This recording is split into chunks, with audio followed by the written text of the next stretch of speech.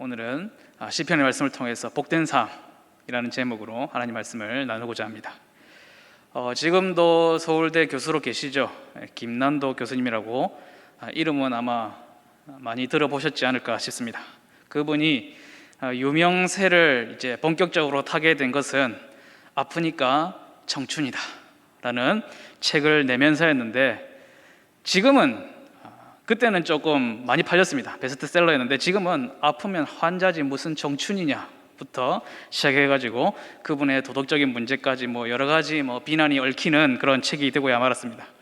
그분에 대해서는 저는 감정도 없고 그분이 어떤 분인지 잘 알지도 않고 그렇지만은 그분이 계속해서 매해 내는 책이 있다라는 정도는 알고 있습니다. 아프니까 청춘이다 라는 책 때문에 시대와 현실에 굉장히 동떨어진 뜬구름 잡는 얘기만 한다고 많은 비난이 있었음에도 불구하고 그분은 매년 트렌드 코리아라고 하는 책을 냅니다. 트렌드 코리아 2021, 트렌드 코리아 2022. 그래서 매년 이제 연도 뒤에 것을 바꿔서 트렌드 코리아라는 책을 내고 있습니다. 새해에는, 또 다가오는 한 해에는 어떤 것이 이 한국의 트렌드가 될 것인가, 사람들이 무엇을 좋아하고 어떤 소비를 할 것이고 그래서 뭘 팔아야지 장사가 될 것인가, 그런 것들을 이제 미리 이제 예측하고 내는 책이라고 하는데, 제가 볼 때는 이미 다 유행한 거를 그냥 정리하시는 것 같아요. 그래서 앞으로도 이게 유행할 거니까 이걸 팔아야 장사가 된다, 그런 얘기를 하시는 것 같아요. 무엇이 트렌드가 되는가, 무엇이 사람들의 관심사가 되는가, 주일에 주신 말씀의 제목을 따라 보면 우리는 무엇으로 사는가, 새해에 또 다가오는 한 해는 또 사람들이 무엇에 열광하면서 무엇으로 사는가, 다시 말하면 사람들이 무엇에 대하여 행복을 느끼는가, 내가 참 편안하다, 너무 좋다라는 그런 기분을 어떤 것을 통해서 느끼게 되는가, 그것을 찾는다는 것이죠. 어차피 내가 가지고 있는 돈은 뻔한데 제일 행복한데 돈을 써야 되지 않겠습니까? 그래서 행복한 사람의 기준이 무엇이라고 생각하는가, 그분이 매해 쓰시는 책을 읽어보면 몇 가지 중요한 키워드들이 있습니다. 한때는 그 키워드가 YOLO였습니다. YOLO가 뭔지 아십니까? You only live once 해가지고 당신의 삶 한 번이다, 너 한 번 살아, 이 얘기입니다. 무슨 얘기일까요? 너 인생 한 번 사는 거, 네 인생 살아, 네 하고 싶은 거 해, 그 이야기입니다. 욜로족이죠. 욜로족. 한 번 사는 인생 내 마음대로 거침없이 내 행복을 위해서 한번 달려보겠다. 그래서 내가 내 행복, 내 만족을 위해서 달려가는데 거추장스러운 것들, 내 발목을 붙드는 것들은 다 잘라내겠다. 뭐하러 직장 상사 눈치를 봐가면서 그렇게 쏙 썩여가면서 돈을 얼마 되도 안 하는 쥐꼬리만한 월급을 벌고 있느냐, 당장 때려치우고 모아둔 돈 다 긁어 모아서 유럽으로 1년 동안 여행이나 가자. 얼마나 좋냐, 내 한 번 사는 인생. 유럽에 한번 1년은 살아봐야 되지 않겠느냐. 아낀다고 싼 거 먹고 김밥 먹고 컵라면 먹고 뭐하러 그렇게 사냐. 아끼면 뭐 된다고요? 굳이 제가 얘기하지 않겠습니다. 내 한 번 사는 거, 좋은 거, 비싼 거 남들이 보면 사진 찍어서 올리면 와 그거 먹었나, 와 정말 맛있었겠다, 어떻드노, 어디에 가면 되노, 얼마나 하드노, 어떻게 하면 할인 받을 수 있나, 이런 거 받고 싶고 36개월 할부로 끊을지라도 외제차를 타겠다. 뭐 한다고 한국차 타면서 사느냐. 내 지금 행복을 위해서, 내 한번 떵떵거리기 위해서 사는 거, 진짜 그렇게 한번 살아보자. 실제로 그런 말이 굉장히 유행을 했었고 김난도 교수님도 이것을 트렌드로 정했습니다. 많은 젊은이들이 이에 호응했습니다. 아프니까 청춘이라고 했던 사람이 이제는 네 마음대로 한번 살아봐라 라고 얘기를 하는데 그걸 믿었어요.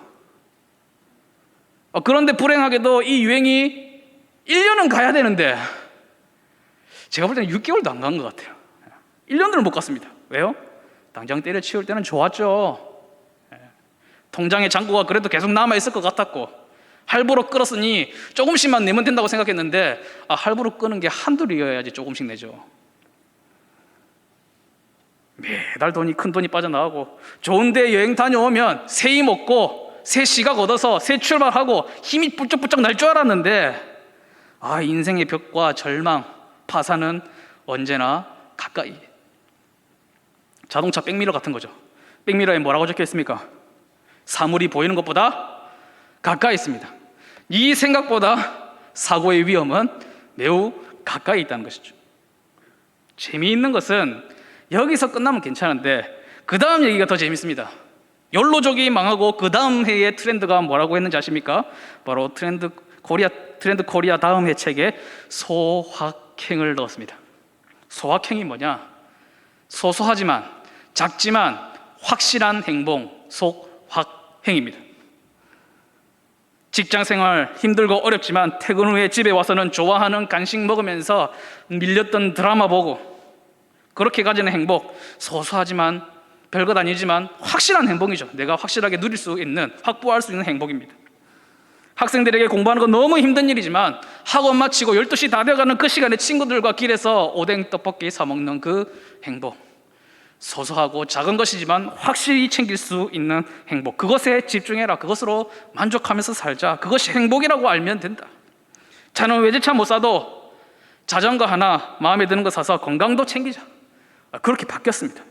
그렇게 바뀌었는데 1년도 걸리지 않았습니다. 이 교수님이 시대를 읽어도 책임감이 없어요. 이미 다 팔고 떠난 욜로족들은 어떻게 하라고 갑자기 소확행을 또 넣었습니다. 사랑하는 성도 여러분, 여러분은 어떤 행복을 누리고 살고 계십니까? 아니면 내가 행복하기 위해서 있어야 할 것, 내 삶에 추가되어야 할 것, 아니면 이거는 좀 없어져야 할 것들이 무엇이 있다고 생각을 하십니까? 제가 서울대 교수님처럼 지혜는 없지만 시대를 읽을 줄 알지는 못하지만 일단 벌어지고 있는 요즘 사건과 문화 속에서 사람들이 이거 있으면, 이 조건이면 행복하다라고 생각하는 내용을 제가 한번 정리를 조금 해왔습니다. 몇 가지만 가져왔습니다. 거기다가 저도 한번 넣어봤습니다. 내가 행복한 사람인가? 금수저가 행복합니다. 대대로 내려오는 집안에 재산이 많고 가업을 이으면 되기 때문에 다른 직장 알아보려고 아등바등 거릴 필요 없는 한량의 인생들, 조물주만큼 대단하다고 칭송하는 건물주가 되어서 돈 걱정 없이 사는 인생, 그게 행복의 조건입니다. 저랑은 아무 상관이 없는 행복이에요. 저는 행복하지 않습니다.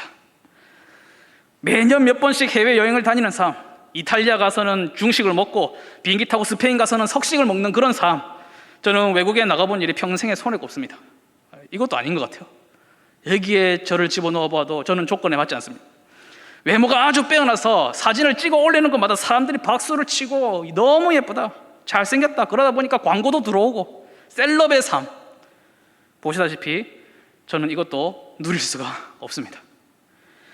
뚜껑 열리는 외제차, 멋진 차를 타고 밖에 나가면 시선을 끌고 친구들 사이에서도 야 한번 태워달라, 야 드라이브 한번 시켜달라, 그렇게 인기를 누리는 인기쟁이의 삶, 저는 이것도 아니고 투자한 주식과 코인이 대박이 나가지고는 욜로족의 삶을 살 수 있는 것도 아니고, 어르신들은 이해가 안 되시겠지만 일본 여자랑 결혼하는 것도 요즘 행복한 남자의 조건으로 들어가 있습니다.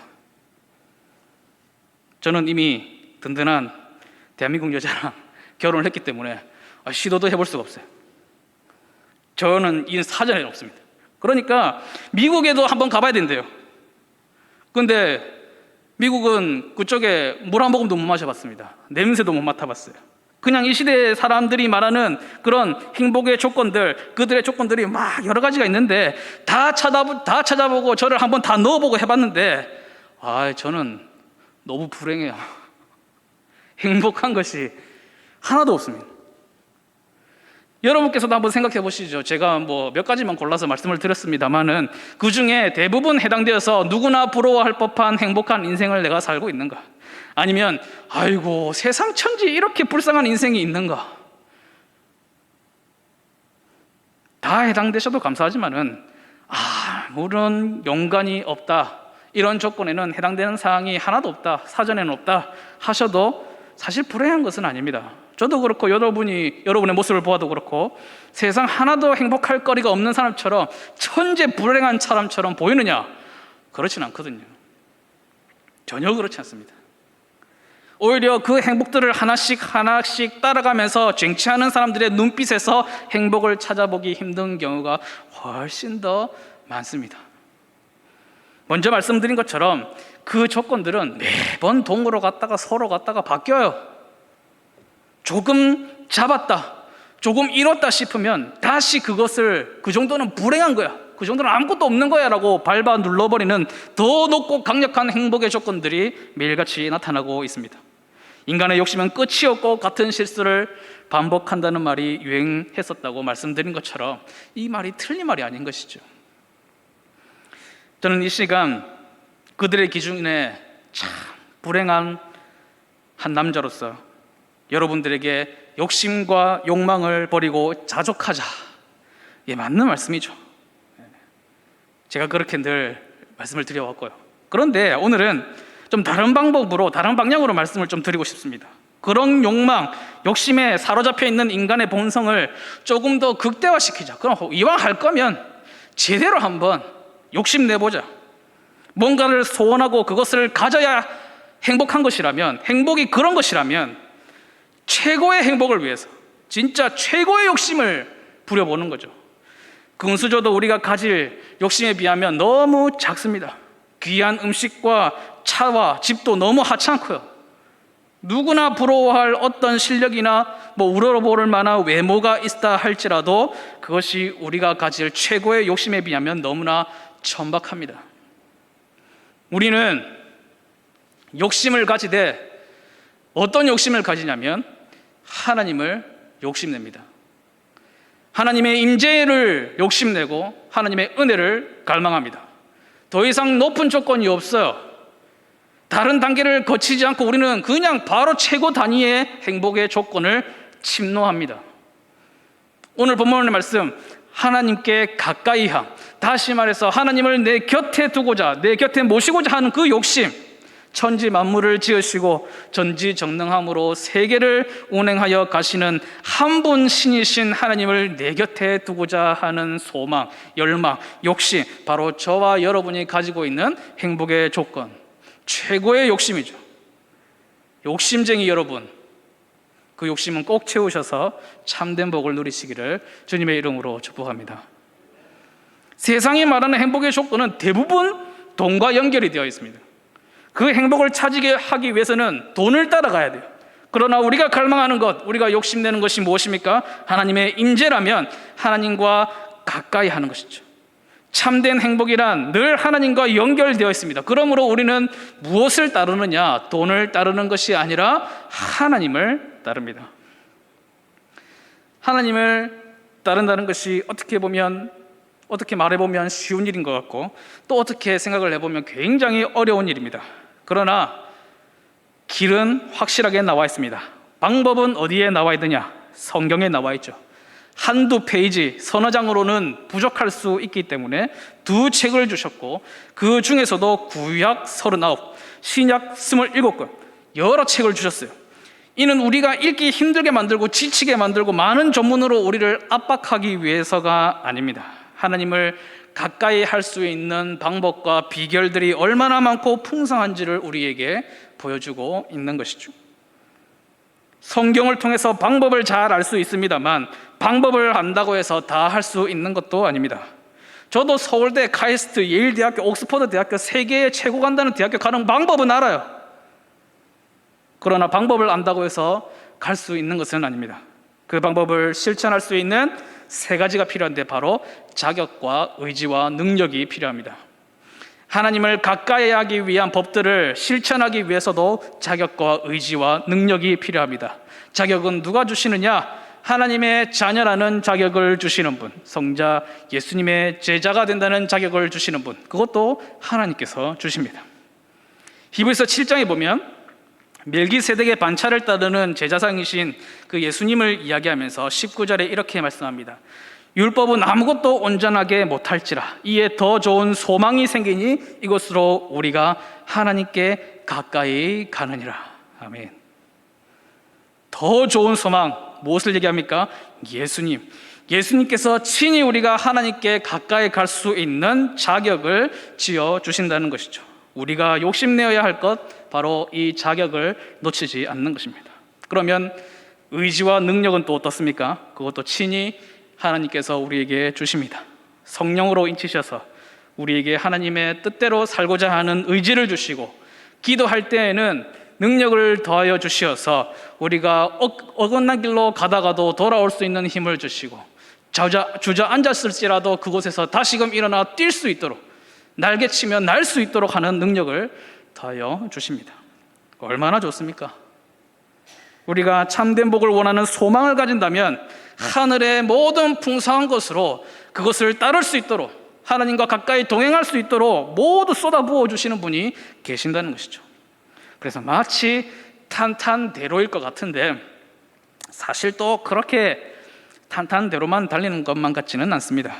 우리는 연약하여서 이 소망 자체를 잃어버릴 때도 있고, 땅에 발붙이고 사는 이 육신의 삶 가운데서 세상이 말하는 행복의 조건 때문에 너무너무 힘들 때도 많이 있습니다. 참된 복을 누리는 것을 시기하고 질투하여서 무너뜨리고 빼앗고 넘어뜨리려고 하는 악한 세력이 우는 사자와 같이 우리 주변을 두루두루 살피면서 삼키려고 하고 있습니다.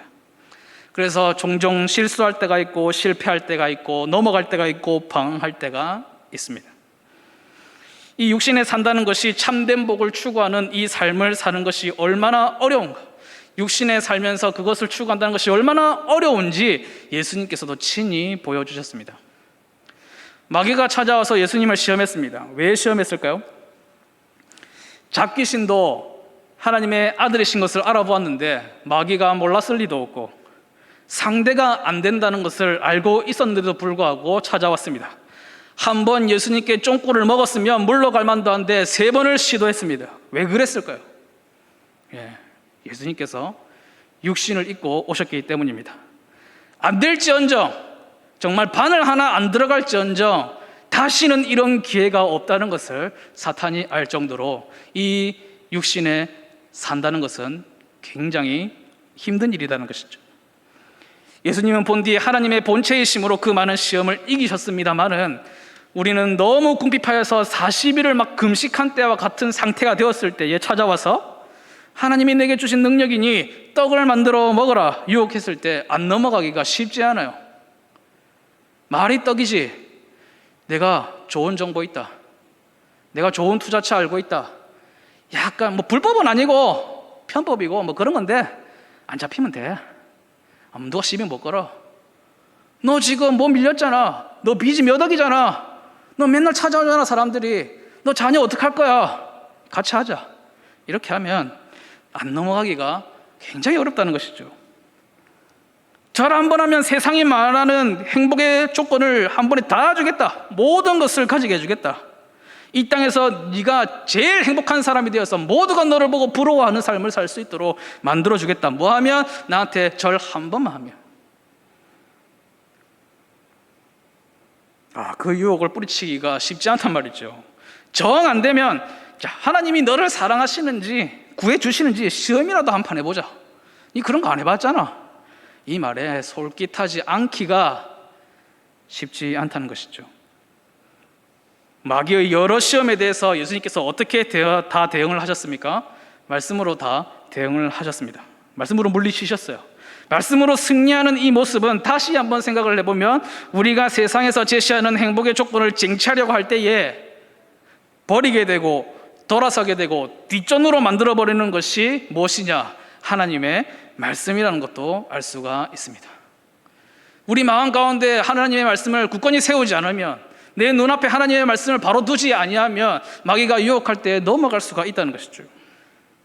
결국 모든 죄나 모든 악함이 혹은 옆에 있는 사람에게 피해를 주거나 아니면 타인에게 피해를 준다고 할지라도, 사람이 피해를 입었다고 할지라도 결국 가장 마음 아프신 분은 누구냐? 누구에게 죄를 범하는 것이냐? 하나님 앞에 죄를 범하는 것이 됩니다. 하나님을 내 편으로 만들고 하나님 가까이에 하는 그 참된 복을 추구하면서 살다가도 한 번씩 이따금씩 하나님의 가슴에 비수를 꽂는 우리의 육신의 소욕, 참 어떻게 보면 어찌할 바를 모르겠어요.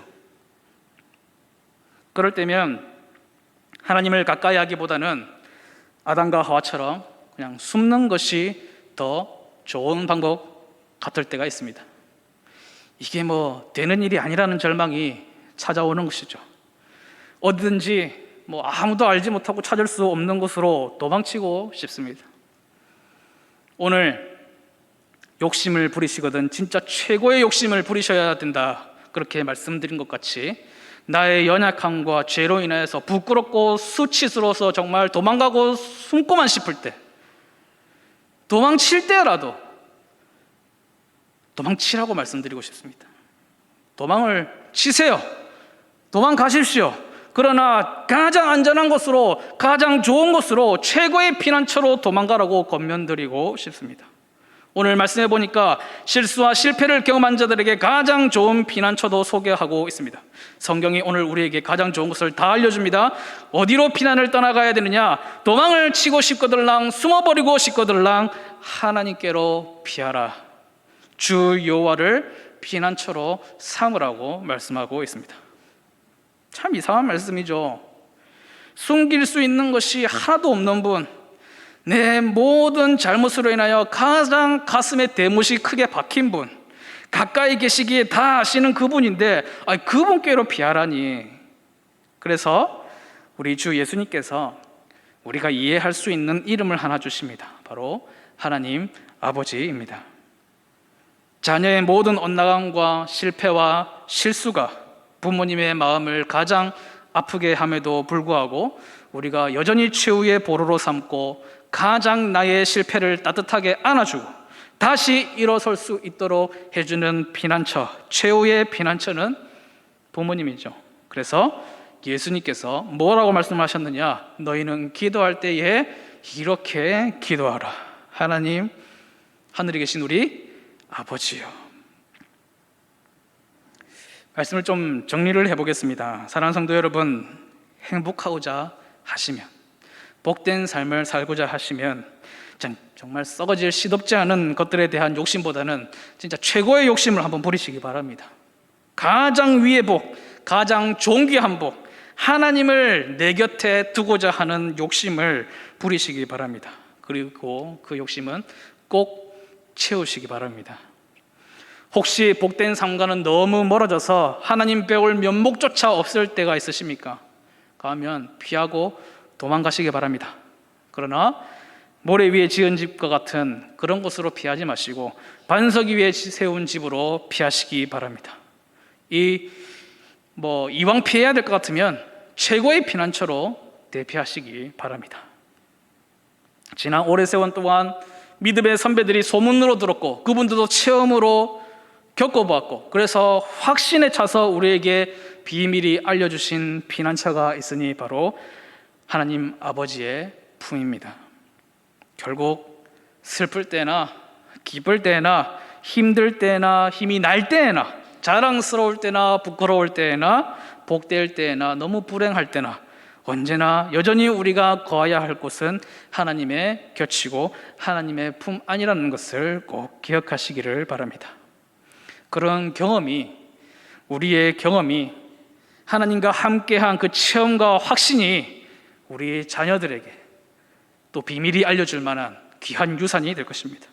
오고 오는 세대에 하나님께서 우리를 얼마나 선대하시는지 가까이 하기만 해도 복이 되고 심지어 그분의 가슴에 비수를 꽂았자 할지라도 그분께 피할 때에 안아주시는 그런 분이라는 것을 모든 하나님의 선대하시는 행적을 전파하는 귀한 믿음의 유산이 될 줄로 믿습니다.